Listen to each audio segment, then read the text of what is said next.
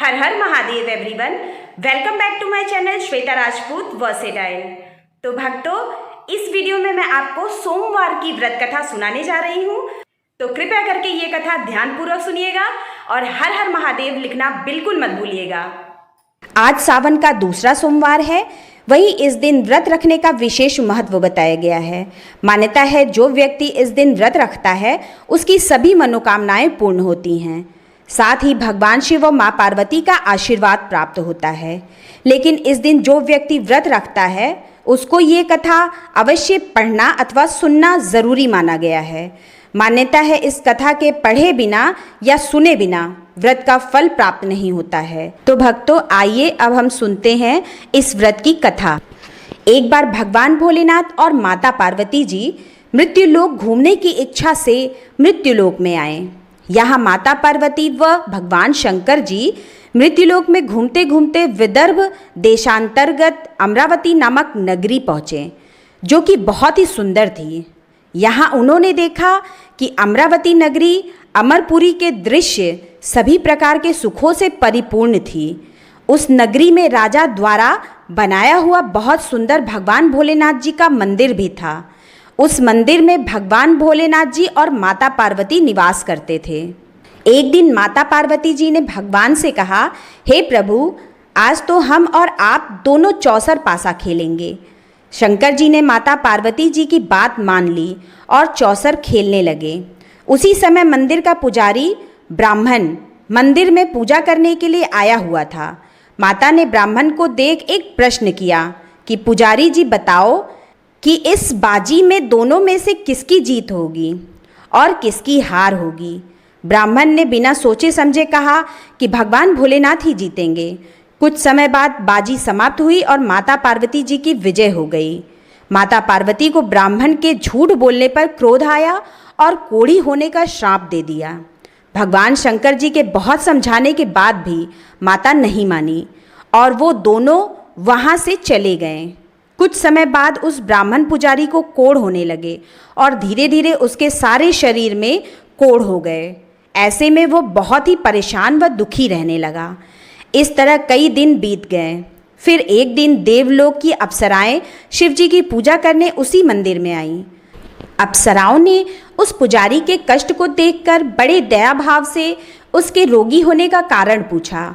तब पुजारी जी ने आप बीती सभी बातें निसंकोच होकर उन अप्सराओं को बता दी।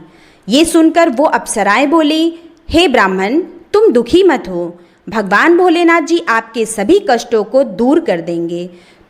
परंतु तुम्हें श्रेष्ठ षोडश सोमवार के व्रत पूरे विधि विधान और भक्ति भाव से पूरे 16 व्रत करने होंगे और 17वें सोमवार के दिन पाव सेर पवित्र गेहूं के आटे की बाटी बनाएं। उसके बाद घी और गुड़ मिलाकर चूरमा बनाकर भगवान भोलेनाथ जी को प्रसाद चढ़ाना और बाकी के प्रसाद को मंदिर में उपस्थित भक्तों को बांट देना। ऐसा करने से आपकी सभी मनोकामनाएं पूरी होंगी। ऐसा कहकर अप्सराएं देवलोक चली गईं। ब्राह्मण भी यथाविधि षोडश सोमवार व्रत करने लगा। ऐसे में भगवान भोलेनाथ की कृपा से धीरे धीरे ब्राह्मण पुजारी कोढ़ से मुक्त होने लगा। कुछ समय बाद भगवान शंकर जी और माता पार्वती जी फिर से उसी मंदिर में पधारे। तब माता ने उस ब्राह्मण को रोग से मुक्त होने का कारण पूछा। तो ब्राह्मण ने माता को 16 सोमवार के व्रत के बारे में विस्तार से बताया। ब्राह्मण की बात सुनकर माता पार्वती जी बहुत प्रसन्न हुई और पुजारी से 16 सोमवार के व्रत के विधि पूछी। उसी दिन से माता पार्वती जी भी षोडश सोमवार व्रत करने लगी और लगातार 16 व्रत किया। ऐसे में उनकी मनोकामनाएं पूरी हुई। उनके रूठे पुत्र स्वामी कार्तिकेय जी स्वयं ही माता के आज्ञाकारी हो गए। फिर एक दिन कार्तिकेय को अपना विचार परिवर्तन होने का रहस्य जानने की इच्छा हुई और वो अपनी माता के पास आए और बोले कि आपने ऐसा क्या उपाय किया जिससे मेरा मन आपकी ओर आकर्षित हो गया। तब माता पार्वती जी ने उसे षोडश सोमवार कथा सुनाई। तब कार्तिकेय ने अपनी माता से कहा, इस व्रत को मैं भी करूँगा, क्योंकि मेरा प्रिय मित्र ब्राह्मण दुखी दिल से परदेश चला गया। हमें उससे मिलने की बहुत इच्छा होती है। फिर कार्तिकेय जी ने भी 16 सोमवार के व्रत पूरे विधि विधान से किए और उनकी इच्छा भी पूर्ण हो गई। उन्हें अपना प्रिय मित्र मिल गया। तब उसके मित्र ने इस आकस्मिक मिलन का भेद कार्तिकेय जी से पूछा, तो वे बोले, हे मित्र, हमने तुम्हारे मिलने की इच्छा करके 16 सोमवार के व्रत किए थे। अब तो उस ब्राह्मण मित्र को अपने विवाह की बड़ी इच्छा हुई और वो भी 16 सोमवार व्रत पूरे विधि विधान से करने लगा। एक दिन वो किसी काम से विदेश गया और वहाँ के राजा ने अपनी पुत्री का स्वयंवर रखा था। उस राजा ने राजकुमारी के विवाह के लिए ये शर्त रखी थी कि जिस राजकुमार के गले में सब प्रकार से श्रृंगारित हथनी माला डालेगी, मैं उसी के साथ अपनी बेटी का विवाह करूंगा। भगवान शिव जी की कृपा से ब्राह्मण भी उस स्वयंवर को देखने के लिए एक ओर बैठा हुआ था। उसी समय हथनी वहां पर आई और उस ब्राह्मण के गले में जयमाला डाल दी। इस तरह राजा की प्रतिज्ञा के अनुसार बड़ी धूमधाम के साथ अपनी पुत्री का विवाह उस ब्राह्मण के साथ पूरे विधि विधान से कर दिया और उसे बहुत सारा धन देकर सम्मान पूर्वक संतुष्ट किया और वो दोनों सुखपूर्वक रहने लगे। एक दिन उस राजकुमारी ने अपने पति से पूछा कि हे प्राणनाथ, आपने ऐसा कौन सा पुण्य किया है जो हथनी ने सभी राजकुमारों को छोड़कर आपके गले में जयमाला डाली। तब ब्राह्मण बोला, हे प्राण प्रिय, मैंने अपने मित्र कार्तिकेय जी के कथानुसार 16 सोमवार का व्रत किया था, जिसके प्रभाव से मुझे तुम जैसी रूपवान पत्नी मिली है। इस व्रत की महिमा सुनकर राजकन्या को बड़ा आश्चर्य हुआ और वो भी पुत्र कामना के लिए 16 सोमवार व्रत करने लगी और भगवान भोलेनाथ से पुत्र कामना की प्राप्ति करने लगी। शिव जी की कृपा से कुछ समय बाद उसके गर्भ से एक अति सुंदर, सुशील, धर्मात्मा और विद्वान पुत्र हुआ। वो ब्राह्मण और उसकी पत्नी दोनों उस पुत्र को पाकर बहुत प्रसन्न हुए और उसका लालन पालन भली प्रकार से करने लगे। जब वो लड़का बड़ा हुआ और समझदार हुआ तो एक दिन अपनी माता से प्रश्न किया कि माता, आपने ऐसा कौन सा पुण्य किया जो आपको मेरे जैसा पुत्र की प्राप्ति हुई।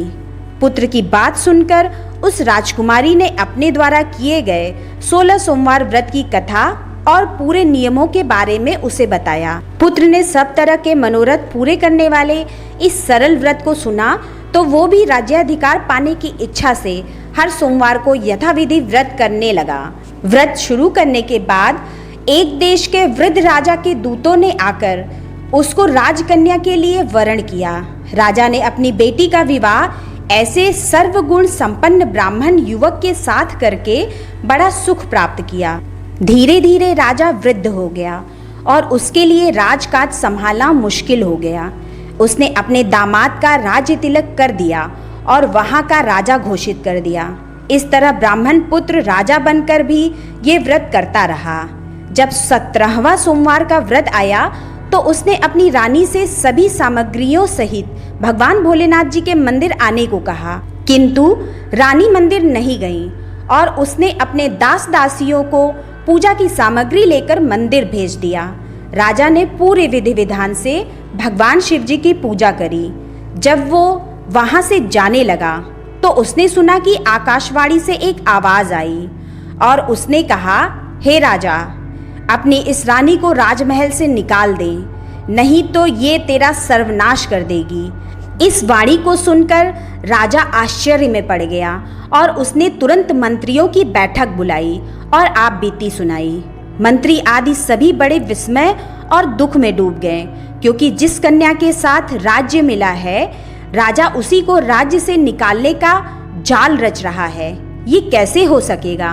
अंत में राजा ने अपनी रानी को राजमहल से निकाल दिया। रानी दुखी हृदय से अपने भाग्य को कोसती हुई अपने राज्य से बाहर चली गई। बिना चप्पलों के और फटे वस्त्र पहने भूखी प्यासी धीरे धीरे चलकर एक राज्य में जा पहुंची। उस नगर में एक बुढ़िया रोज सूत काटकर बेचने जाती थी। रानी की करुण दशा देखकर बुढ़िया बोली, तू मेरे साथ चल, मेरे सूत बिकवा दे। मैं वृद्ध हूँ, भाव नहीं जानती हूँ। ये सुनकर रानी बुढ़िया के सिर से सूत की गठरी उतारकर अपने सिर पर रख ली। अचानक से आंधी आई और बुढ़िया के सभी सूत हवा में उड़ गए। बेचारी बुढ़िया बहुत पछताई और रानी से कहा कि तू दूर रहना मेरे से। अब रानी एक तेली के घर गई और काम मांगने लगी कि अचानक से उस तेली के सभी मटके शिवजी के प्रकोप से चटक गए। ऐसी दशा देखकर उस तेली ने रानी को अपने घर से निकाल दिया। इस प्रकार रानी अत्यंत दुख पाती हुई एक नदी के तट पर गई तो देखा कि नदी अचानक सूख गई। उसके बाद रानी एक वन में गई। वहां जाकर उसने एक सरोवर देखा और वो पानी पीने के लिए सरोवर की सीढ़ी उतरी और पानी पीने के लिए जैसे अपने हाथों को आगे बढ़ाया तो देखा कि सरोवर का पानी नीलकमल के सदृश जल असंख्य क्रीड़ों में गंदा हो गया। रानी ने अपने भाग्य का दोषारोपण करते हुए उस सरोवर का जल पीकर अपनी प्यास बुझाई। आराम करने के लिए एक पेड़ की शीतल छाया में विश्राम करने के लिए लेटी तो देखा कि उस पेड़ की सभी पत्तियां झड़ गई। ऐसे में रानी जिस पेड़ के नीचे जाती उसी पेड़ की पत्तियां अपने आप झड़ जाती। वन, सरोवर और पेड़ों की ऐसी दशा देखकर गाय चराते हुए ग्वालों ने अपने गोसाई यानी स्वामी जी से सभी बातें बता दी। गोसाई जी के आदेशानुसार ग्वाले रानी को पकड़कर गोसाई जी के पास ले आए। रानी की मुख कांति और शरीर शोभा देखकर गोसाई जी जान गए कि ये कोई विधि की गति की मारी कुलीन अबला है। ऐसा सोचकर गोसाई जी ने रानी से कहा कि हे पुत्री, मैं तुमको पुत्री समान रखूंगा। तुम मेरे आश्रम में ही रहो और मैं तुम्हें किसी प्रकार का कष्ट नहीं होने दूंगा। गोसाई जी के ऐसे वचन सुनकर रानी को थोड़ी धीरज मिली और वो आश्रम में ही निवास करने लगी। आश्रम में रानी खाना बनाती तो उसके खाने में कीड़ पड़ जाते और जब वो पानी भर के लाती तो उसमें भी कीड़े ही कीड़े हो जाते। अब तो गोसाई जी भी बहुत दुखी हो गए और रानी से बोला कि बेटी, तेरे पर कौन से देवता का कोप है जिससे तेरी ऐसी दशा है। गोसाई जी की बात सुनकर रानी ने कहा कि अपने पति के साथ भगवान शिव जी की पूजा करने नहीं जाने की पूरी कथा सुनाई। रानी की बात सुनकर गोसाई जी ने उसे इस कोप से मुक्त होने के लिए 16 सोमवार व्रत की कथा पूरे विधि विधान से करने को कहा। गोसाई जी की बात सुनकर वो प्रत्येक सोमवार का व्रत पूरे नियमों से करने लगी। जब रानी के पूरे 16 व्रत हो गए और जब उसने 17वें सोमवार का व्रत किया और रोज की तरह भगवान भोलेनाथ जी की पूजा कर रही थी तो भगवान शिव जी के प्रभाव से राजा के मन में अपनी रानी का विचार उत्पन्न हुआ और सोचा कि मेरी रानी को गए बहुत समय बीत गया, ना जाने कहाँ कहाँ भटकती होगी, मुझे उसे ढूंढना चाहिए। राजा ने ये सोचकर अपनी रानी की तलाश में चारों दिशाओं में अपने सैनिकों को भेजा। सैनिक अपनी रानी को ढूंढते हुए गोसाई जी के आश्रम में आ पहुँचे। सैनिक अपनी रानी को वहां पाकर पुजारी जी से अपनी रानी को साथ भेजने के लिए कहा, किंतु गोसाई जी ने मना कर दिया और सैनिक चुपचाप लौट गए। राजा को सभी बातें बताई। तब राजा स्वयं रानी को लेने गोसाई जी के आश्रम आए और पुजारी जी से प्रार्थना करते हुए बोला, महाराज, जो देवी आपके आश्रम में रहती हैं वो मेरी पत्नी हैं। शिव जी के कोप से मैंने इसका त्याग कर दिया था। अब इस पर से भगवान शिव जी का कोप शांत हो गया है, इसलिए मैं इसे लेने के लिए आया हूँ। आपकी आज्ञा हो तो मैं इसे ले जा सकता हूँ। गोसाई जी ने राजा के वचनों को सत्य समझकर रानी को राजा के साथ जाने की आज्ञा दे दी। गोसाई जी की आज्ञा पाकर रानी अपने पति के साथ अपने राज्य के लिए चल दी। रानी के आने की खबर पाकर राज्य के निवासी अनेक प्रकार के बाजे बजाने लगे। नगर के दरवाजे पर तोरण बंदरवारों से विविध विधि से नगर को सजाया। नगर में घर घर में मंगल गाना होने लगा। पंडितों ने विविध वेद मंत्रों का उच्चारण करके अपनी रानी का स्वागत किया। इस प्रकार रानी ने अपनी राजधानी में पुनः प्रवेश किया। राजा ने अपनी रानी के आने की खुशी में ब्राह्मणों को अनेक प्रकार के दान आदि देकर संतुष्ट किया। याचकों को धन धान्य दिया और पूरी नगरी में जगह जगह सदा व्रत खुलवाए, जहाँ भूखों और गरीबों को खाने को मिला। इस प्रकार राजा रानी भगवान भोलेनाथ जी की कृपा से सभी प्रकार के सुख भोगते हुए और 16 सोमवार व्रत की कथा करते रहें। अंत समय में अनेक प्रकार के सुख भोगते हुए शिवपुरी को पधारें। इसी कारण कहते हैं कि जो भी मनुष्य भगवान भोलेनाथ जी की भक्ति मन वचन कर्म द्वारा 16 सोमवार के व्रत पूरे विधि विधान से करेगा, वो इस मृत्यु लोक से समस्त सुख को भोग कर अंत में भगवान के चरणों में शिवपुरी को प्राप्त होगा और इस व्रत के करने से सबके मनोरथ भी पूर्ण होते हैं। हर हर महादेव। भक्तों, अगर आपको ये कथा पसंद आई तो मेरे चैनल को सब्सक्राइब कर ले और बेल आइकन प्रेस करना बिल्कुल ना भूलें, जिससे मेरे आगे आने वाले लेटेस्ट वीडियो की नोटिफिकेशन आपको तत्काल मिल सके। मेरे इस वीडियो को लाइक एंड कमेंट्स भी ज़रूर करें। मेरे इस वीडियो को अपने फेसबुक, व्हाट्सएप, इंस्टाग्राम पर शेयर करना बिल्कुल ना भूलें। तो मैं अपना वीडियो यहीं समाप्त करती हूँ। मिलते हैं नेक्स्ट वीडियो में, तब तक के लिए आप सभी अपना ख्याल रखें। हर हर महादेव।